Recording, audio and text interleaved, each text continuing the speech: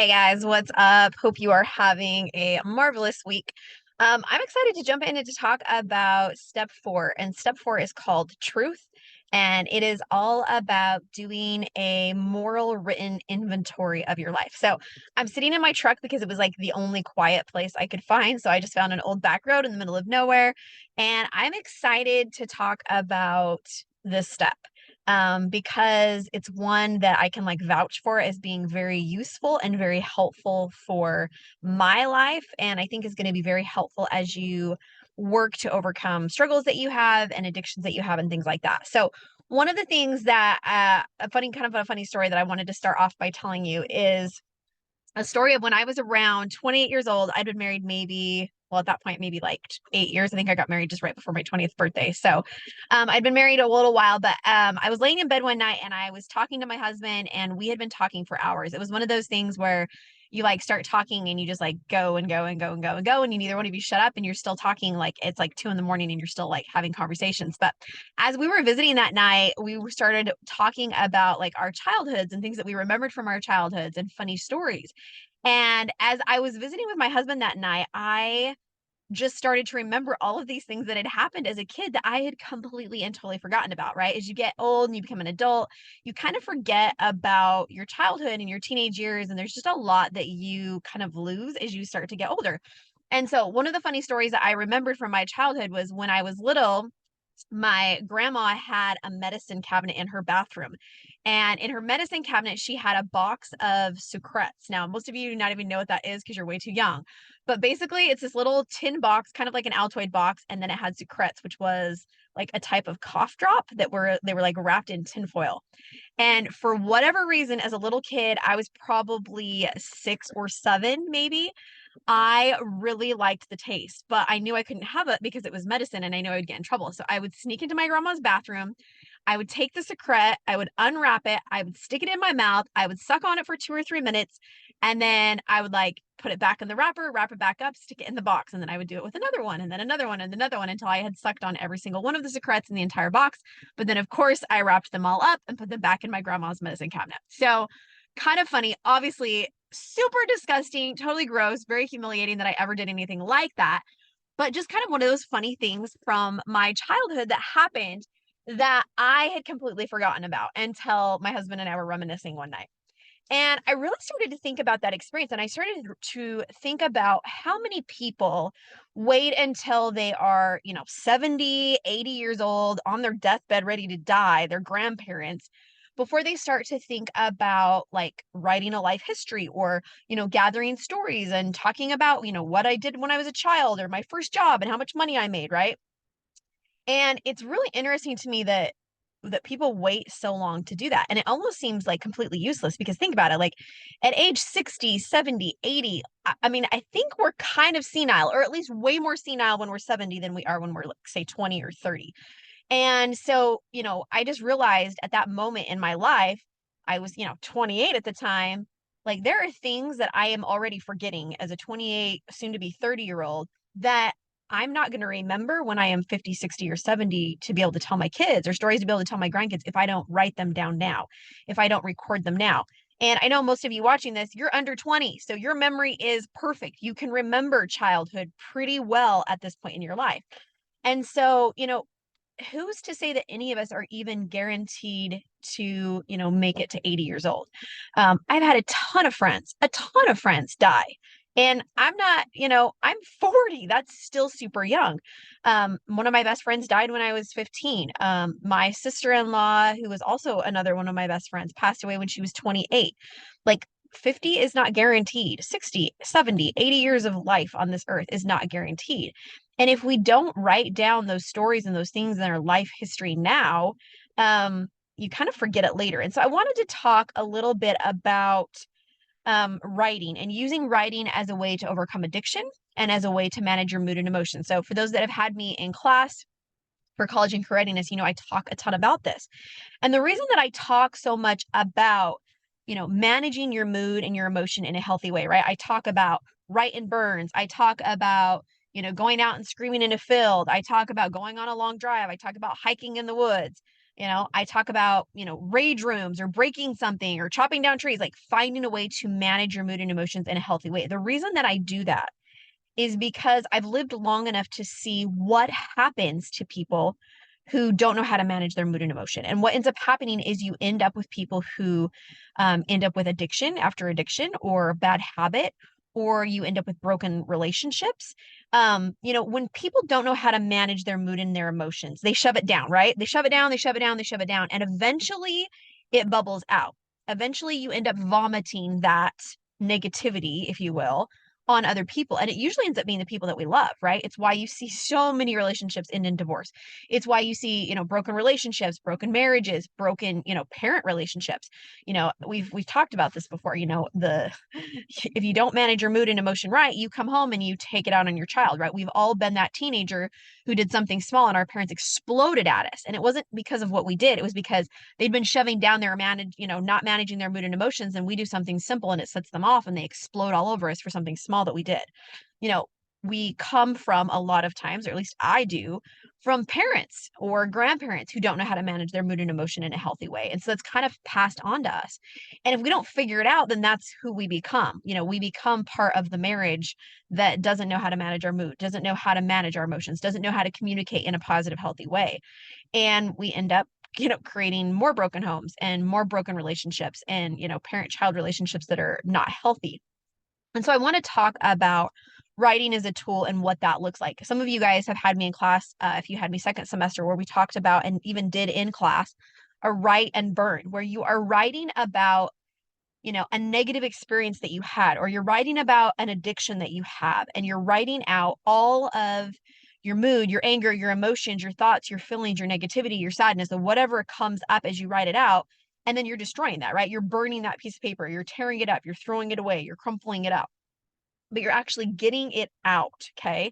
Another way to manage your mood and emotions, and another way that, this week's lesson suggests as we're talking about overcoming addiction, is to do a moral written inventory of your life. So basically, what it says is you are committing to a rigorous honesty as you focus on events in your life, including your own weaknesses and not on anyone else's weaknesses. So basically, you are sitting down and you're doing a written moral inventory of you and of your life. And that can look any way that you want it to. So for some people, it was mentioned in the book that a lot of people will write about things from as early back as they can, and they'll write about everything they remember from first grade and then second grade and then third grade and so on. And they're writing about their life kind of in chronological order. This is what happened to me when I was 16. This is what happened to me when I was 17. And if that works for you, that's a great way to do it. I will tell you that for me personally, when I started to think about writing my life history, things that had happened to me, events and experiences that I had gone through, for me, it was a lot easier to do it by subject, right? So I wrote all about, what I knew about my birth. I wrote all about Halloween's. I wrote all about my mom and memories that I had with my mom. I spent time writing about Christmas, time writing about my dad, time writing about my first job and work experiences, different schooling experiences I had. And I just kind of went from like subject to subject. And that worked really, really well for me. And I noticed that as I was able to write about things that happened as I was growing up. So I did basically a life history, and I did the first 30 years of my life. And I wrote about everything that I could remember that had happened in the first 30 years, right? Things that I thought were worth mentioning, dating relationships that I'd had or experiences that I'd had, people, that I had been friends with, childhood friends that I'd had, deaths that I'd experienced, pets that I'd had. And I just kind of did it by subject. And I noticed that as I was writing about things, that a lot of stuff came up for me. So some of you guys know, like I grew up on a dairy farm. I grew up very poor. Like we did not have a lot of money when I was growing up, like next to nothing. And because of that, because of those experiences that I had, it really shaped me and even who I am today and how I spend my money, even today, is shaped by the experiences that I had from growing up and not having the money that I wanted or the money that I needed for the things that I needed. So as I started to write about Christmas, that was really kind of a traumatic thing for me to write about Christmases, because Christmases were not great in my home at all. I was the kid who, had not hardly anything to open on Christmas morning, and had some really like tough experiences as I was growing up with Christmas. And so as I was writing about the memories of growing up in Christmas, I was able to deal with a lot of those negative emotions that I'd experienced, traumatic events that had happened to me. As an adult, I started to write about that and actually started to realize and look at it through an adult's perspective, and be able to work through some of that, and to be able to heal some of that, and to be able to overcome some of that, so that when I look back on it, it's one of those things where I can look back on it without feeling or mood or emotion. I can look back on it as like an experience or something that I went through, things that I learned from it, things that I was taught from it, without it being, something that affects the rest of my life. A lot of students joke about, all of the pairs of shoes that I own, or all of the different clothes that I have. I have a lot of clothes, and I have a lot of shoes. Um, and it's kind of funny, and people kind of joke about it or give me a hard time about it. But what they don't know is that when I was growing up and I was in like junior high, right? The time when you're like trying to figure out who you are, and, popularity is a big thing. Like, all of the clothes that I owned, the very few clothes that I owned, all came from like a secondhand store. It came from like Goodwill. And I only had probably 3 or 4 outfits, and I had to wear the same shirt every single day, and the same pair of pants, and the same pair of shoes. And, as a kid, that's a pretty traumatic thing, to grow up so poor that you can't even afford Walmart clothes. And, you only have 2 or 3 shirts, and you wear the same ones over and over and over again, and you don't have anything else to wear. And so that kind of shapes you, right? That experience that you go through, it shapes you, it influences you, it affects you. And so, as an adult, I buy a lot of clothes and I buy a lot of shoes because I can, and because I now, as an adult, can afford it. And I want to have lots of options. And I never want to be in a position where I only have 2 or 3 shirts to wear. I want to be able to wear a different colored skirt every single day, or a different pair of earrings, or a different pair of shoes. And so just the little things that we go through in life shapes us and molds us and forms us into who we become later. Now, the truth is, I am not a materialistic person. Um, I'm happy in one t-shirt and one pair of jeans and one tennis shoes, and can throw my hair in a ponytail. And I can be a very happy person on very, very little. I don't need a lot to be happy. But dang, if I've got the options, I'm going to use my options. And so the things that we go through make us who we are. The things that I've gone through in my life have made me through who I am. Each and every single one of you have a unique life. The experiences that you've gone through, the set of parents that you were raised with, the siblings, the grandparents, the childhood friends that you were raised with, the deaths that you've experienced, the school troubles you experienced, the trials, the hard things that you have gone through in your life, the sports that you've played, whatever it is, that shapes you, that makes you who you are. And it's important to understand that. It's important to recognize that. It's important to be able to work through and write out anything traumatic or hard in your life, and to bring that up, to deal with that, to heal from that, so that you can be a healthy, normal adult and a contributing member of society, so that you're not shoving things down that are going to cause issues and problems in your life. Had I not worked through my whole, I grew up poor and now I have money, I could be the kind of person that was in like serious credit card debt and went crazy, and, bought more clothes than I could handle, or more than I could afford. You can take it to different extremes if you don't go through and heal from the things that you go through.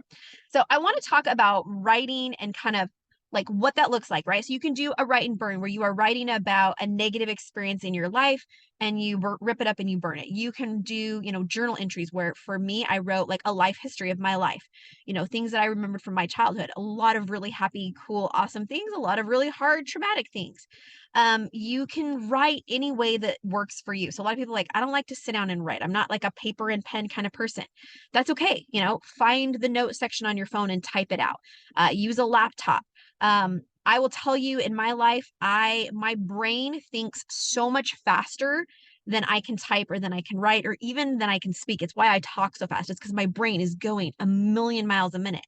So for me, I found that voice to text works really, really well. When I'm writing, even when I wrote a book, that was like a way that I got a lot of it out, was I literally just turned on the recorder part of my phone, and I was recording my voice to text. And that's how I get a lot of stuff out, because writing things out or trying to type things a lot of times is too slow for the mood and the emotions and the things that are going on in my head. A lot of times my brain thought process goes really, really quickly. And so to be able to get that out, I use voice to text. It can look like any way that you want it to look. One of the other things that I would encourage you to do is to have a I guess I would call it like a spiritual journal, for lack of a better word. Just because it's important that you're going to have experiences in your life that are unique and miracles or sacred or special to you. And it's important to make sure that you have a written inventory of those things as well. I've never been very great at journal writing. I tried when I was a little kid to do it, and it was just kind of like, this is what I ate for dinner, and this is what the temperature was outside. And it didn't really have very much meaning. I kind of got out of the habit of writing in a journal. I think a lot of girls maybe write in diaries or journals more than maybe guys do. But I just found it wasn't very useful for me in my life. But one of the things that has been really useful for me in my life is to write down and document spiritual things that have happened to me. So I actually have this little notebook. I'll show you here. It's just a little purple notebook. I bought it maybe 6 or 7 years ago. It's actually almost full. I actually just had to buy another one because this one's almost completely full. But I will tell you, this little notebook, okay, probably cost $2 or $3 at Walmart.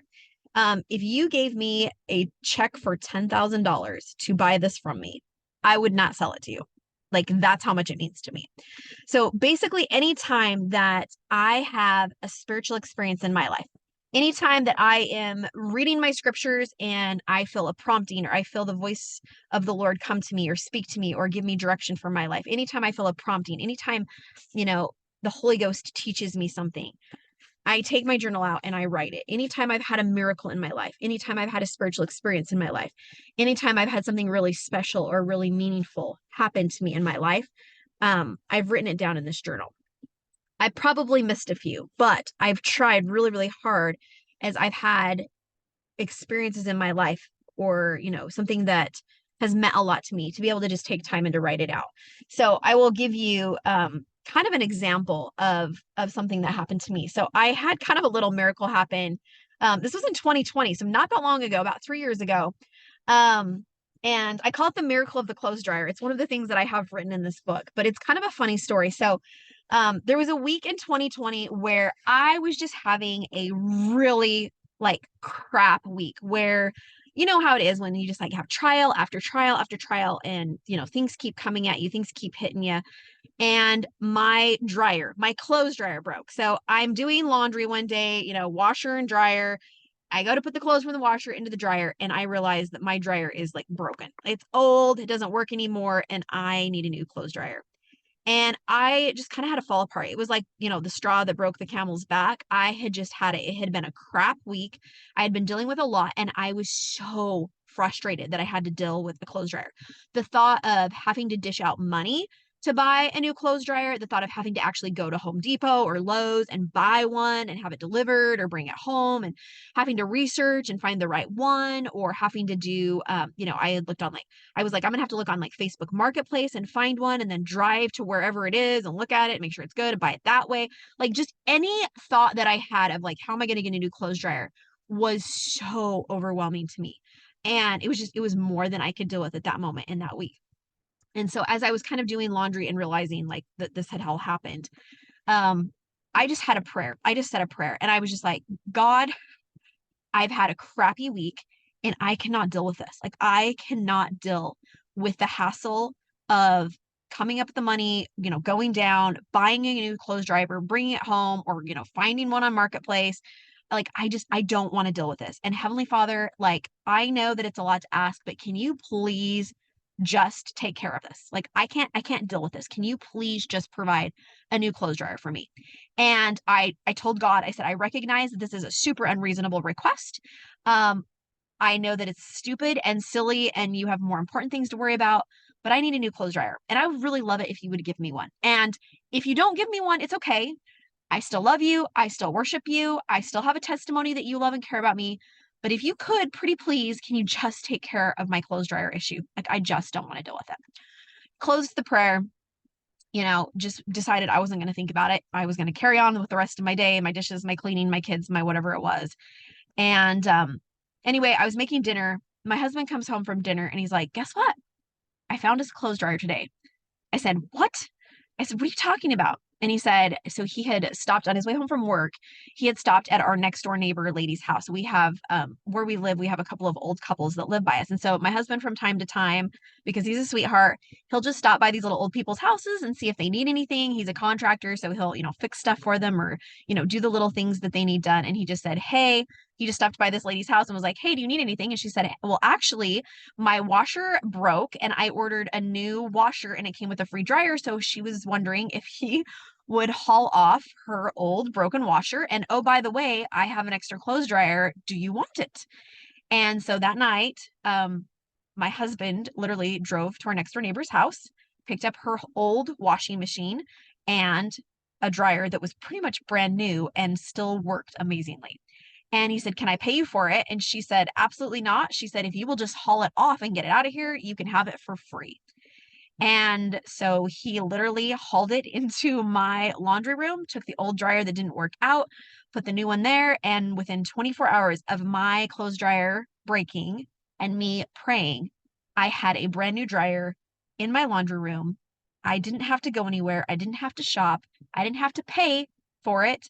I didn't have to drive anywhere. It literally came from my next door neighbor. And it was one of those little miracles in my life that is silly and it's dorky, but it was one of those moments when I realized that Heavenly Father loved me, that He heard my prayer. I don't believe that it was a coincidence. And it was a miracle, a tiny little miracle, the miracle of the clothes dryer. And, it might not be a big deal to other people, but it was a time in my life when I was dealing with a lot. And it was just a little reminder that Heavenly Father loved me and that the things that were important to me were important to Him. Now, I don't know about you guys, but I don't have a lot of experiences like that in my life where, I pray for this tiny little miracle and then, it happens. That's not like a usual chain of events in my life. A lot of times I pray and I feel like nobody's listening on the other side. And so when something like that happens, what's unique, it's special, it's sacred even and holy to me. I try to make sure that I take time and I write things like that down so that I can remember, so that I have that record, and so that my children have that record and kind of that testimony that God loves us, right? And so I've had a lot of experiences like that. I also decided to share. So I have what's called the miracle of the casserole dish. It's another miracle story that happened in my life. It's an incredible story about plants and casserole dishes. I did a YouTube video on it a couple of years ago. It's about 7 or 8 minutes long. I actually included it as part of this addiction recovery playlist. So if you want to hear about another crazy miracle, tender mercy in my life, another story that's just insane, from about 5 years ago, you can go to that addiction recovery playlist and find that. It's called God Cares About Casserole Dishes. You can find another kind of crazy story.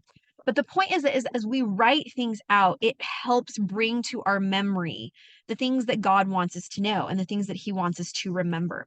As we write out events, specifically in regards to addiction and what we're dealing with an addiction, the Spirit can teach us things and we can learn things and process things in a different way. So one of the things the lesson said from this week is that in the past, we've probably justified bad behavior or blamed other people, places, or things for the problems that we have created in our lives. It says, now as you begin to take responsibility for past and current actions, as you write it down and you think about those things, that it really helps us to be open and honest and to think about what we have done to create the addictions in our life. So one of the things that I think people don't understand about addiction is that addiction is a symptom. It's not a cause. It's not a root cause. Addiction is a symptom of other things that are going on in our life. So even if we get rid of the addiction, it will either come back or we'll have another addiction to replace it if we don't address the root cause of why we have the addiction in the first place. Okay.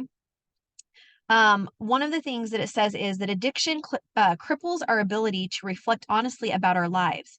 And it limits our ability to understand the damage, the havoc, the liabilities that it causes on our relationships. Before we can confidently rely on the Savior, we need a framework through which we could help sort through our past honestly. And so what we're supposed to do if we're trying to overcome an addiction is actually sit down and do a written inventory as, pertaining to our addiction in the first place. It says, as you do your inventory, look beyond your past behaviors and examine your thoughts, feelings, and the beliefs that led to your behavior. So I want you guys today to think back for a second, if you will, about the first time that you used your substance, right? Whether it was alcohol or, meth or vaping or, chewing tobacco, whatever it was. I want you to think back to the first time that you were ever exposed to or used that substance, okay? And I want you just to spend a few minutes thinking about that. So it says, look past the beliefs that led to your behavior, your thoughts, feelings, and beliefs that are actually the roots of your addictive behavior. Unless you examine all of your tendencies towards fear, pride, resentment, anger, self will, and self pity, your abstinence will be shaky at best and you will continue with your original addiction or switch to another one. Your addiction is a symptom of another cause or another condition. And so basically, what this week's lesson is encouraging you to do is to think about what led to that incident in the first place. So it was kind of heartbreaking. I was talking to someone about the first time that they had tried their addiction. So they were specifically talking about the first time that they had been offered vape.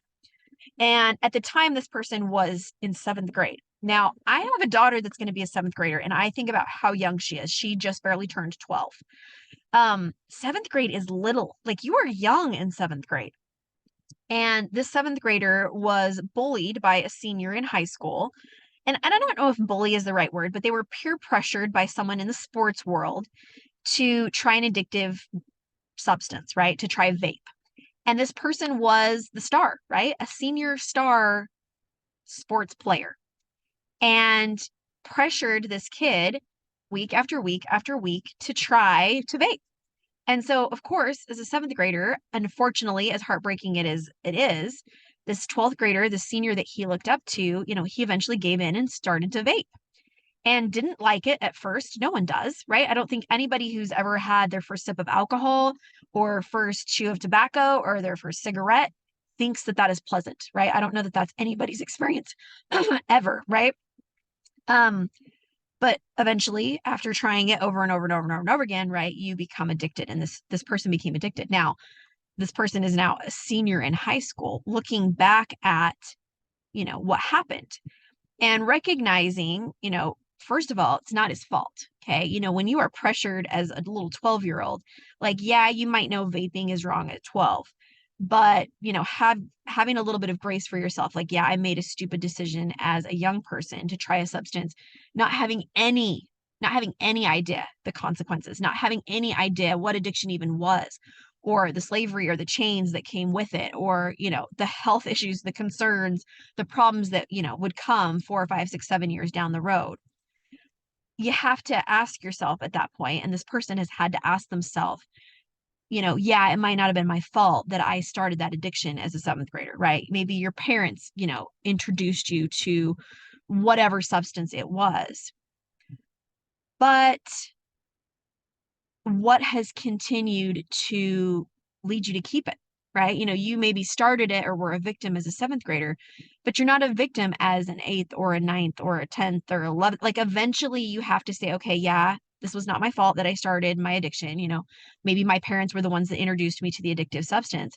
But as a 16, 17, 18, 19-year-old young adult, there comes a point when you eventually have to take responsibility for the fact that you have that addiction and own that that addiction is still yours, and recognize that you have the responsibility to overcome it and to get rid of it. And writing is a super, super powerful way to do it. So one of the things that you write about is, it encourages you to write about the incidents, right? So what happened? In just a few words, summarize, what happened the first time you were offered your substance? What was the effect that it had on you? Did you like it? Did you hate it? What were the feelings and the effects that it had on you and on the people around you? What were the feelings that you had in that moment? Self-examination, right? What character flaws or weaknesses did you have at that time that led to you having that addiction, and led to you dealing with that?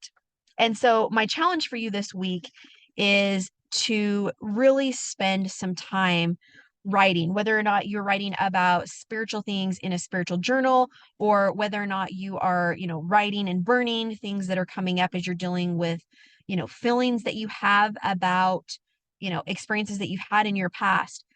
If you are someone who has witnessed the addiction of others, you might have some things that you need to write about with that. Whether you're writing about spiritual things that have happened to you in your life and you're making a spiritual accounting of little, miracles or happiness or good things that have happened to you in your life. It's really, really important that you do that you take the time to write. So my challenge for you this week is to write and to do a written inventory of your life and to start spending time writing things that are happening to you as you go through your life, experiences that you're having, the bad, the good.